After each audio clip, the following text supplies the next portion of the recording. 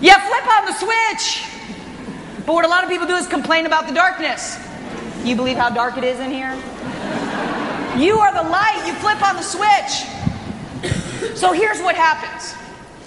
Life will bring you incredible opportunities, and when you've done the inner work in that play and dance of life, when that opportunity shows up, you can step into it and allow the power and the presence of the divine to just completely flow through you and shine. It is an incredibly sacred, incredible moment in eternity. You know what I'm talking about, yes? You've had this, yes? Well, it's important to do the work, to prepare before that, to do the meditation, to do the practice. Okay. I had a moment like that when I first began putting on transformational programs with Tony. I was 19 years old. And at 19 years old, what I would do is I would fly into a city and I would speak to a group of people and I would introduce the program that we were having. And back then, I remember I was just new to the business. I had curly hair and a velvet jacket that I would wear all the time because that's all I had. And one day I got a call. I was in New York City, and the manager had called me and said, Niurka, he said, we have a meeting on Wall Street, and we had a last-minute emergency, and the top trainer who's supposed to do this meeting can't make it, and you're our last choice. Like, great, opportunity. I was 19 years old. I still remember the firm. It was called Janie Montgomery Scott. They said, most of these people are earning 7-figure incomes. Just go down there, do the best you can. So I was all excited, right? I put on my little velvet jacket. So I go, and I take the underground, and I get out, and I remember walking on Wall Street, and I see the bull, and I come out, and I walk around the bull. And I go into the elevator, and there's this man who's manning the elevator, and he takes me up to the floor of this meeting, and the whole way up, I'm doing my mantra. Faith the size of a mustard seed, I can move mountains.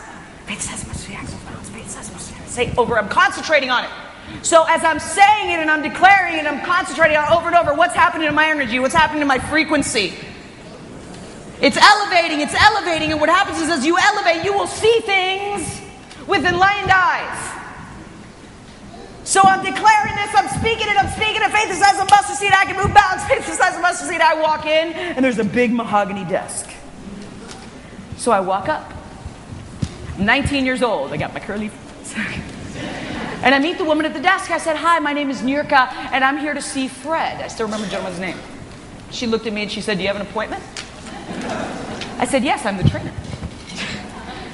And she said to me, grab a seat. So I did. And she calls up Fred, and when she got Fred on the phone, she says to him, Fred, Shirley Temple's here to see you. I was like, ooh. All right, not the introduction I was hoping for. So Fred walks out, and he's looking over the shoulder over my shoulder for the trainer, because he's been promoting this, throughout his company for weeks. And he walks out and he asks me this question. He says, are you going to do this by yourself?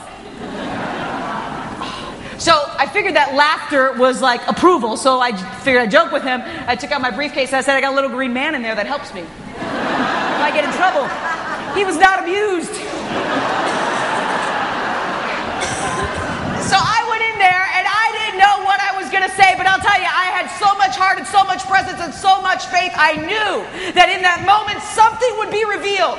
Like Michael was talking about yesterday, you don't have to know how it's going to happen. You just have to hold the space and be sincere in your asking and call it in. And in that moment, it'll come.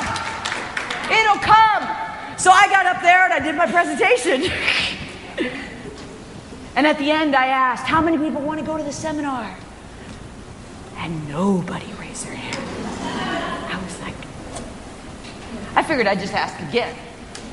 How many people? Nobody. So I figured I'd just ask again. I figured I'd just, we had no lose at that point. And then a miracle happened. A miracle happened. Miracles, Course in Miracles says that miracles are everyday expressions of love.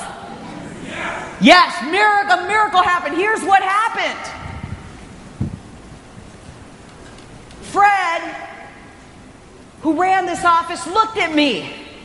And he looked at his team. And he looked at me and he looked at his team. I was 19 years old. He looked at me and he looked at his team. We're here on Wall Street.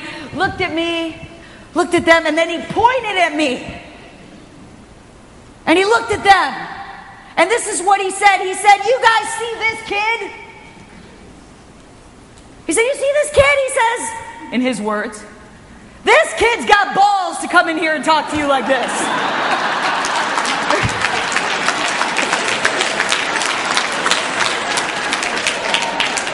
And if this seminar can get this kid to do this, I'm going.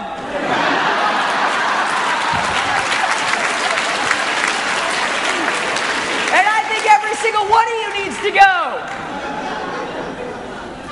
And if you go, I'll pay for half. So Fred partnered up with me in that moment, out of the realms of infinite possibility. Then he walks back with me to the office. He's like, "You know, I got a daughter that's like your age." He's like, "She's always asking me for money." So he was very sweet about it. He says, "I respect and I honor what you're doing." The next, he went back into his office and he wrote me a big long letter. I was 19, big long letter on letterhead, and recommended me to every other office in their company. And the very next day, he had me on the floor of the New York Stock Exchange. Introduced me to all the top players. Began opening incredible doors for my career. And here is the point, is that when you are grounded in faith, that knowing, when you remember, as you are now, even now, you remember, you hold that sacred space. You don't need to know how it's going to show up. You don't have to know how it's going to show up. You step out into that realm of infinite possibilities, and you will either be given firm ground to walk on, or you are given wings to fly. Incredible things happen.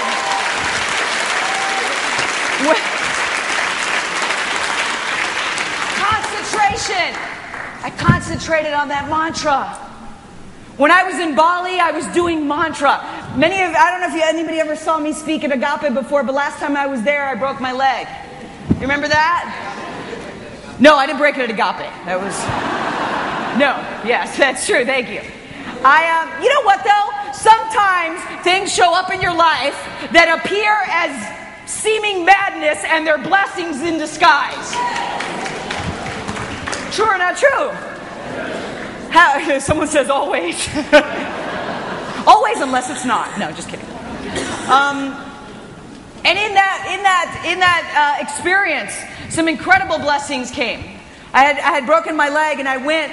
Something kept saying to me, "Niurka, just slow down, slow down." And I was like, "Okay, in a minute."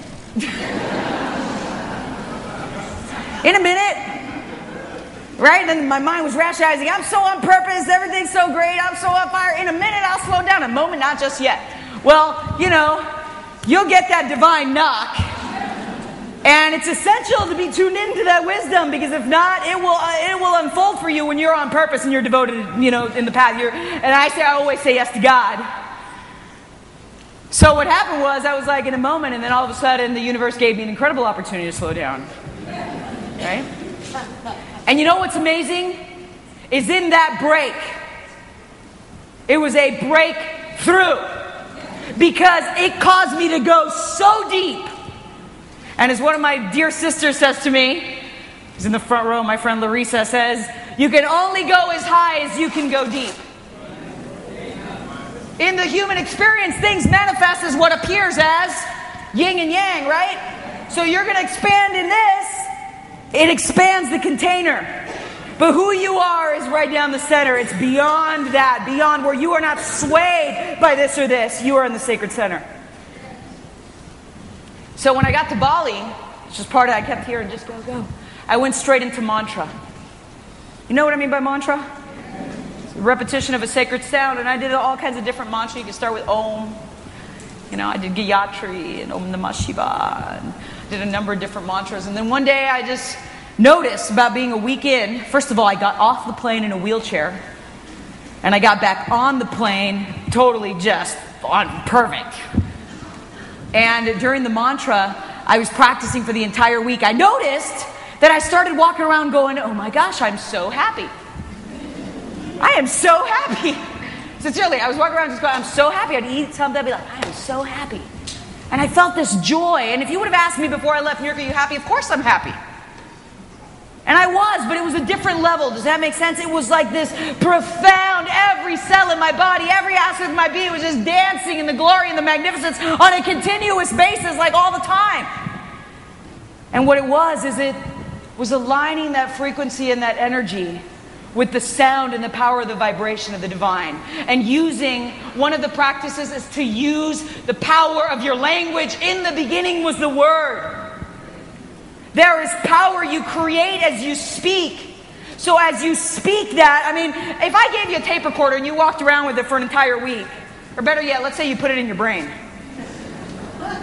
and it recorded everything. You've talked about this, Michael. And it recorded everything that you said, and you gave it back to me, how would it sound? How would it sound? How many times did you catch yourself maybe contradicting your own vision, or contradicting your essential nature, or saying things that are not in alignment with your higher self, saying things that are not in alignment with who you really are and what your purpose is? Well, guess what? Once you become aware of that, it only serves as an opportunity to remember. You catch yourself. The second you catch yourself, you're already in a heightened state of awareness. Now, remember we talked about association, from association to contemplation to concentration to meditation. I recently did a talk with Deepak Chopra. Yeah, we love Deepak. And some of his most recent studies have showed the average person has approximately like 60,000 thoughts per day in the thinking mind. That's average, you know. And he said 95% of those thoughts are the same thoughts they had yesterday, which could be good or not so good. But often people just have repetitive, ridiculous kind of thought patterns. So what mantra does is it comes in and replaces repetitive, ridiculous thinking with a high vibrational sound. Sound vibration. Matter of fact, I got so inspired by this, I'm in the process right now of creating a mantra CD series. Creating it with my friend Larissa, who's right up here, but it's a mantra series to give you the practice and the insights into how does this work to elevate your energy, elevate your frequency. So in the line of practices, we have questions that you could ask to blow the boundaries out, but then you could also ask,